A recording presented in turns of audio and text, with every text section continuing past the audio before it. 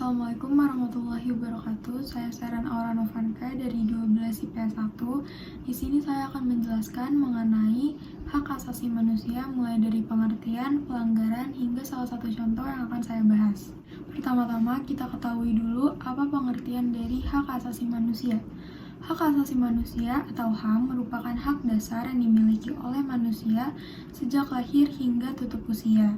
Hak tidak bisa dicabut atau diganggu-gugat karena merupakan anugerah yang diberi Tuhan untuk setiap manusia.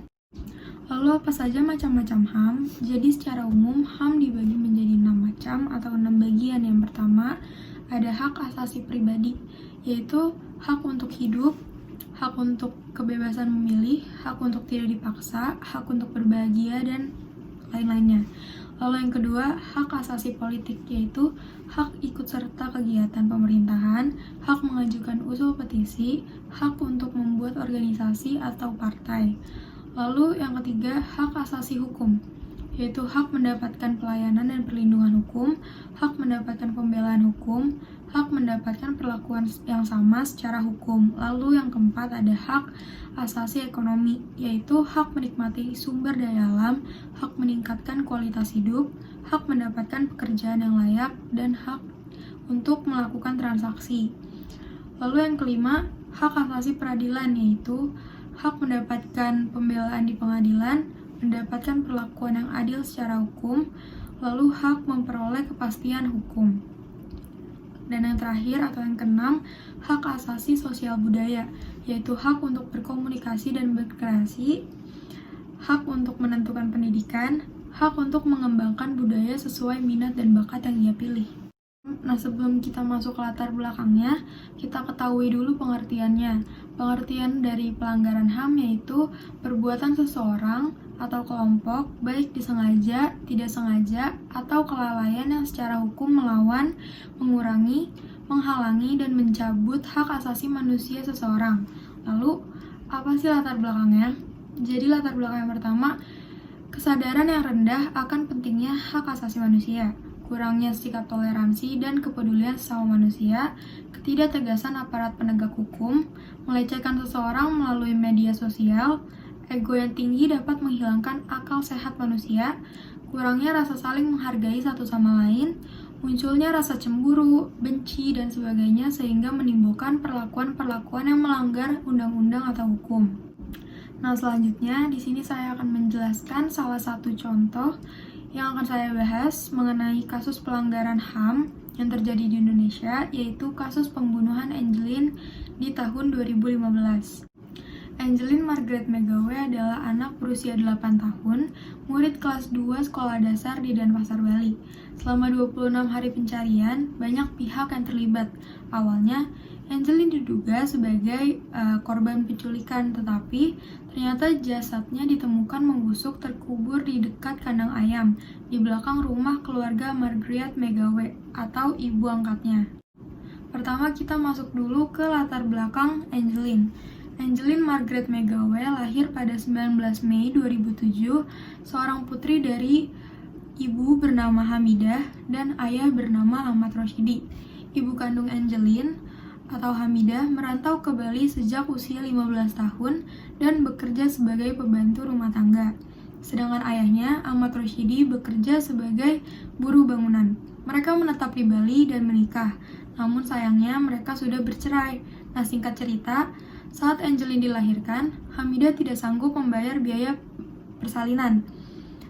Saat sedang mengalami kesulitan, seseorang memperkenalkannya kepada Margaret Christina McGawe atau ibu angkatnya Angelin sekarang, yang menawarkan bantuan melunasi biaya tersebut dan bermaksud untuk mengadopsi bayinya.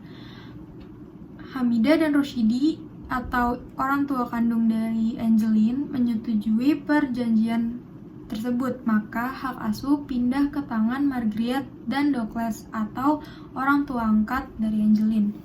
Pengadopsian tersebut sebenarnya belum disahkan melalui pengadilan. Mereka hanya membuat perjanjian di notaris yang tertulis dalam Akte Pengakuan Pengangkatan Anak nomor 18 tertanggal 24 Mei 2007.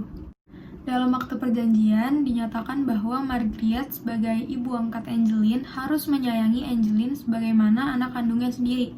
Nah, namun kenyataan terakhir yang dialami Angeline jauh berbeda, sehingga Roshidi menyesali telah membuat perjanjian tersebut. Lalu kita masuk ke kronologi kejadian pembunuhan Angeline. Tanggal 16 Mei 2015, Angeline dinyatakan hilang saat bermain di halaman rumahnya, yaitu di Jalan Sedap Malam dan Pasar Bali. Tanggal 17 Mei, kakak angkat Angeline membuat fanpage di Facebook dengan judul Find Angeline, Bali's Missing Child. Nah, keluarga menyebarkan foto dan juga informasi Angeline yang ceria. Tanggal 18 Mei, polisi melakukan pencarian dan penyelidikan saksi-saksi, juga mencari keberadaan orang tua kandung dari Angeline. Tanggal 20 Mei, Polresta Denpasar menggelar olah TKP dan menetapkan dua saksi, yaitu Agustai atau pembantu rumah tangga di rumah ibu angkat Angeline dan Margaret. Tanggal 24 Mei, Ketua KPAI atau Aris MS mendatangi rumah Angeline dan menurutnya rumah tersebut tidak layak untuk dihuni dan banyak puluhan ayam dan juga anjing. Pada 28 Mei, polisi memeriksa ulang ibu angkat Angeline atau Margaret. Pada 29 Mei, Kapolresta menyebutkan bahwa penyelidikan mengarah kepada seseorang. Pada tanggal 5 Juni, Menteri PAN atau Yudi Krisnandi tidak diperbolehkan keluarga untuk masuk ke dalam rumah Margaret. Maka Yudi Krisnandi memerintahkan kepolisian untuk meminta surat penggeledahan rumah. Tanggal 6 Juni, Menteri Pemberdayaan Perempuan dan Perlindungan Anak datang ke rumah, tetapi Margaret tidak ada di rumah. Pada 9 Juni, diadakan sembahyang di pura depan rumah Angeline untuk meminta petunjuk paranormal. Nah, salah seorang guru seakan mendengar jeritan Angeline. Lalu pada 10 Juni 2015, petugas menemukan jenazah Angeline di belakang rumah dekat kandang ayam dengan pakaian lengkap dan sambil memeluk boneka. Setelah kita membahas kronologi, sekarang kita masuk ke penyidikan dan penyelesaian. Jadi setelah jasad Angeline ditemukan, polisi menetapkan 7 orang tersangka, diantaranya ibu angkat Angeline, yaitu Margaret dan Agustai atau pembantu rumah tangga di rumah Margaret. Dari pemeriksaan awal tersebut, polisi menetapkan Agustai sebagai tersangka pembunuhan yang mengaku telah membunuh, memperkosa, dan mengubur jasad Angeline. Pada 14 Juni, Margaret ditetapkan sebagai tersangka dalam kasus penelantaran anak. Tanggal 28 Juni, Margaret ditetapkan sebagai tersangka pembunuhan. Berdasarkan bukti-bukti yang diakui oleh Agus, bukti kedokteran forensik Rumah Sakit Sanglah, dan hasil olah TKP. Berdasarkan bukti, Margaret diduga sebagai otak dari pembunuhan dan Agus hanya membantu mengubur Angeline. Agus mengakui ia melihat Angeline sudah terkapar di lantai dan dipaksa untuk merahasiakan yang ia lihat. Agus dijanjikan uang sebesar 200 juta rupiah dan diminta untuk melakukan pelecehan seksual terhadap Angeline. Kemudian Agus mengubur Angeline sementara Margaret atau ibu angkat Angeline hanya melihat. Pada 7 September, berkas dinyatakan sudah lengkap. Dalam berkas tersebut tertera sejumlah pasal yang disangkakan kepada Margaret, yaitu pasal pembunuhan berencana, pembunuhan, penganiayaan mengakibatkan korban meninggal, dan penelantaran anak. Pada 29 Februari, akhirnya hakim menjatuhkan vonis seumur hidup kepada Margaret dan vonis 10 tahun penjara kepada Agustai atau pembantu rumah tangga di rumah Margaret. Lalu hak apa saja yang sudah dilanggar dalam kasus ini? Yaitu yang pertama, perampasan hak untuk hidup dan kebebasan, hak untuk tidak diperbudak, hak atas rasa aman, merendahkan martabat kepada Angeline, hak untuk tidak mendapatkan perlakuan kejam, hak mengembangkan diri, dan hak anak kepada Angeline. Analisis atau pendapat saya mengenai kasus Angeline, terdapat pernyataan dalam satu artikel, yaitu tertulis bahwa perjanjian pengadopsian yang dibuat di notaris bahwa keluarga Margaret Christina Megawe akan menjadikan Angeline sebagai ahli waris di kemudian hari.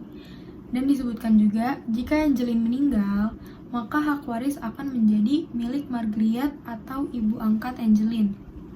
berdasarkan akta waris yang menyebutkan Angelin akan mendapatkan warisan sebesar 40%, sekitar 40%. Sedangkan Margaret sendiri mendapatkan warisan sekitar 20%. Nah, jika Angelin meninggal, maka jatah warisan jatuh ke tangan Margaret dengan total 60%. Sementara, dua anak kandung Margaret atau kakak angkat dari Angelin tidak mendapatkan harta warisan sedikit pun.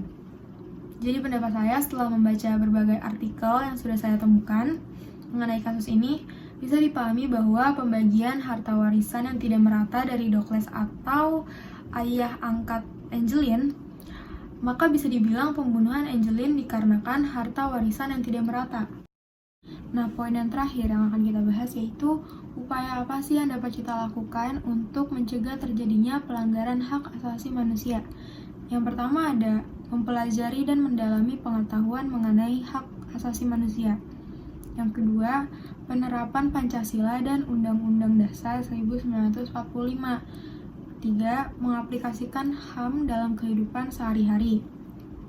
Lalu, meningkatkan rasa saling menghargai dan menghormati sesama manusia. Yang selanjutnya, memperketat sanksi mengenai pelanggaran HAM. Lalu yang terakhir, mengawasi upaya pemerintahan dan penegakan hak asasi manusia, dan lain-lainnya. Mungkin sekian yang dapat saya sampaikan dalam video kali ini. Kurang lebihnya mohon maaf. Semoga bermanfaat. Wassalamualaikum warahmatullahi wabarakatuh.